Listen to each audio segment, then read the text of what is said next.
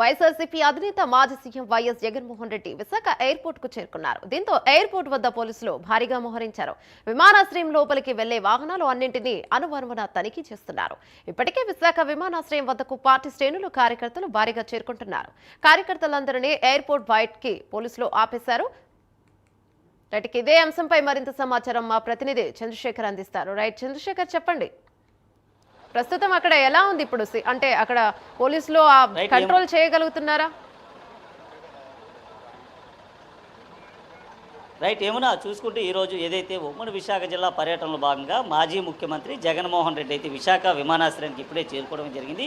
ఇక్కడ నుంచి రోడ్డు మార్గం ద్వారా ఏదైతే నర్సీపట్నంలో ఉన్నటువంటి మాకవరపాలెం వద్ద ఆ నిర్మాణంలో ఆగిపోయినటువంటి ఏదైతే అక్కడ ఉన్నటువంటి మెడికల్ కళాశాల ఏదైతే ఉందో అక్కడికి వెళ్ళి అక్కడైతే సందర్శించేటటువంటి పరిస్థితి అయితే కనిపిస్తుంది. ప్రధానంగా మనం చూసుకుంటే విశాఖ విమానాశ్రయం వద్ద పెద్ద ఎత్తున కూడా పోలీసులంతా మోహరించినటువంటి పరిస్థితి అయితే కనిపిస్తుంది. ప్రధానంగా చూసుకుంటే ఇక్కడ నుంచి ఏదైతే విశాఖ విమానాశ్రయం నుండి నేరుగా జగన్మోహన్ రెడ్డి ఇదే మార్గం ద్వారా ఇక్కడ నుంచే పూర్తిగా కూడా నర్సీపట్నం అయితే వెళ్ళనున్నారు. నర్సీపట్నానికి వెళ్ళేటటువంటి ఆ పరిస్థితి ఏదైతే ఉందో ఆ ప్రదేశం అంతా కూడా ఇప్పటికే పోలీసులు పూర్తిగా కూడా గట్టి బందోబస్తును కూడా ఏర్పాటు చేసినటువంటి పరిస్థితి కనిపిస్తుంది. అయితే ఇప్పటికే మాజీ ముఖ్యమంత్రి వైసీపీ అధినేత జగన్మోహన్ రెడ్డిని కలిసేందుకు కూడా పెద్ద ఎత్తున వైసీపీ నేతలు కార్యకర్తలంతా కూడా విశాఖ విమానాశ్రయానికి అయితే చేరుకోవడం జరిగింది. ఒకవైపు చూసుకుంటే భారీగా ఆ విశాఖ విమానాశ్రయానికి కార్యకర్తలంతా కూడా చేరుకోవడం జరిగింది. ముఖ్య పార్టీ నాయకులు కానీ లేదా మాజీ మంత్రులు మాజీ ఎమ్మెల్యేలు అంతా కూడా విశాఖ విమానాశ్రయం వద్దకే వచ్చి చేరినటువంటి పరిస్థితి కనిపిస్తుంది. మరోవైపు చూసుకుంటే ఇప్పటికే వారందరినీ కూడా విశాఖ విమానాశ్రయం వద్ద చాలామందిని కూడా ఇప్పటికే విశాఖ విమానాశ్రయం బయటనైతే పోలీసులు అడ్డుకున్నటువంటి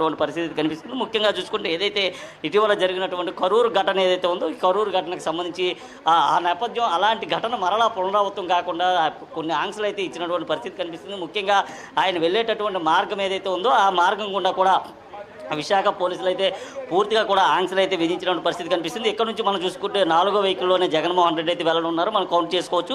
మొదటగా జగన్మోహన్ రెడ్డి సంబంధించినటువంటి పైలట్ వెహికల్ వాహనాలు, అనంతరం అక్కడ నుంచి ఏదైతే జగన్మోహన్ రెడ్డి ప్రయాణించేటటువంటి వెహికల్స్ని కూడా సిద్ధం చేసినటువంటి పరిస్థితి కనిపిస్తుంది. దూరంగా మనం చూసుకోవచ్చు ఆ ప్రాంతం గుండా కూడా జగన్మోహన్ రెడ్డి అయితే వస్తారు. అక్కడ నుంచి నేరుగా కూడా ఆయనకి కేటాయించినటువంటి రోడ్డు మార్గం ఏదైతే ఉందో ఆ రోడ్డు మార్గం ద్వారా ఇక్కడ నుంచి ఎన్ఏడి వెళ్తారు. ఎన్ఏడి మీదుగా పెందుర్తి ఆ ప్రాంతం నుంచి వెళ్ళేటటువంటి పరిస్థితి కనిపిస్తుంది. అక్కడ నుంచి అనకాపల్లి వెళ్ళి అనకాపల్లి నుంచి మాకవరపాలెం ఏదైతే ఉందో మాకవరపాలెం కూడా చేరుకుంటారు. మాకవరపాలెంలో కొద్దిసేపు కూడా అక్కడ ఉన్నటువంటి ఏదైతే మెడికల్ కళాశాల ఏదైతే ఉందో మెడికల్ కళాశాలను కూడా జగన్మోహన్ రెడ్డి అయితే సందర్శించేటటువంటి పరిస్థితి కనిపిస్తుంది. ప్రధానంగా చూసుకుంటే ఏదైతే కూటమి ప్రభుత్వం అధికారంలోకి వచ్చిన తర్వాత పీపీపీ విధానం ఏదైతే తీసుకొచ్చిందో ఆ పీపీపీ విధానాన్ని వ్యతిరేకిస్తూ కూడా ఇప్పటికే జగన్మోహన్ రెడ్డి అయితే మెడికల్ కళాశాల వద్దకు వెళ్ళి పూర్తిగా కూడా సందర్శిస్తానంటూ కూడా ఇప్పటికే పిలుపునిచ్చినటువంటి నేపథ్యంలో పెద్ద ఎత్తున కూడా దాదాపు 10 నుంచి 15,000 మంది ఇప్పటికే కార్యకర్తలంతా కూడా ఈ ప్రాంతానికి అయితే చేరుకోవడం జరిగింది. పూర్తిగా చూసుకుంటే ఒకవైపు పోలీసులంతా కూడా ఆంక్షలు విధించినప్పటికీ కూడా ఆంక్షలను లెక్క చేయకుండా పెద్ద ఎత్తున అయితే పోలీసులు ఈ ప్రాంతంలో పూర్తిగా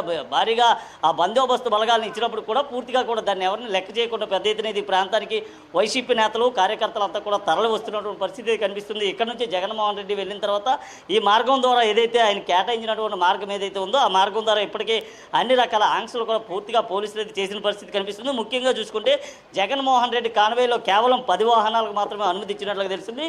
10 వాహనాలతో పాటు ఎక్కడ కూడా జగన్మోహన్ రెడ్డి వెహికల్ దిగి ఎవరితో కూడా మాట్లాడరాదంటూ కూడా కొన్ని ఆంక్షలు అయితే విధించారు. అలాగే చూసుకుంటే ఆయన కలిసేందుకు వచ్చేటటువంటి ముఖ్య నేతలు కానీ ఎవరైనా సరే వారి నుంచి వినతి పత్రాలు స్వీకరించేటటువంటి సమయం ఏదైతే ఉందో ఆ సమయాన్ని కూడా పోలీసులు ఇవ్వలేనట్టుగా తెలుస్తుంది. మరోవైపు చూసుకుంటే ఇప్పటికే ఈ ప్రాంతానికి పెద్ద ఎత్తున కూడా కార్యకర్తలు వీరంతా రావడంతో ఇప్పటికే జై జగన్ అంటూ కూడా ఈ ప్రాంతంలో ఆ జగన్మోహన్ రెడ్డి సంబంధించినటువంటి ఆ కరతాల ధ్వని అయితే మోగుతున్నటువంటి పరిస్థితి కనిపిస్తుంది. ముఖ్యంగా చూసుకుంటే జగన్మోహన్ రెడ్డి వచ్చిన తర్వాత ఏదైతే మాకవరపాలెంలో ఉన్నటువంటి కళాశాల ఏదైతే ఉందో అక్కడికి వెళ్తారో అక్కడ తర్వాత అక్కడ నుంచి మరలా రోడ్డు మార్గం ద్వారా విశాఖ చేరుకుంటారో విశాఖ చేరుకొని పూర్తిగా చూసుకుంటే విశాఖ నుంచి కూడా ముఖ్యంగా చూసుకుంటే జగన్మోహన్ రెడ్డి ఏదైతే ఇక్కడికి వచ్చిన తర్వాత ఈ ప్రాంతానికి చేరుకొని ఇక్కడ నుంచి ఉన్నటువంటి పరిస్థితి అయితే తెలుస్తుంది.